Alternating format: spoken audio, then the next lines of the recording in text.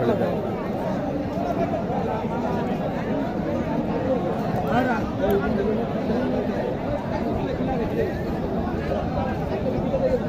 এটা কোনটার বাচ্চা ভাই?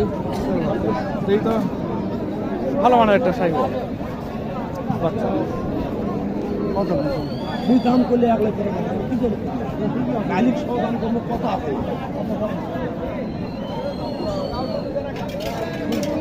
গাবিটা হচ্ছে এটা।